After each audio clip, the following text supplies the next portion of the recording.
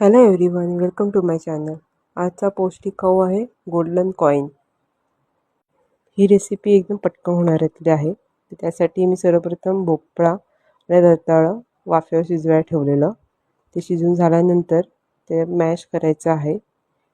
त्यानंतर त्याच्यामध्ये मखाना oats powder, धणे जिरे पूड, ब्लॅक पेपर आणि कोथिंबीर घालून एकत्र करायचं आहे. मी माझ्या बाळाला बाहेरचं खायला न देता घरचंच खायला देते, कारण की ते खूप हेल्दी असतं, हायजेनिक असतं आणि त्यांना घरच्या खायची सवय लागते. बाहेरचा कुठलाही खाद्यपदार्थ बाळाच्या आरोग्यासाठी चांगला नाही. त्यामुळे घरचंच बनवून देणं ही त्यांच्या आरोग्यासाठीची ही चांगली गुंतवणूक आहे असं मला वाटतं.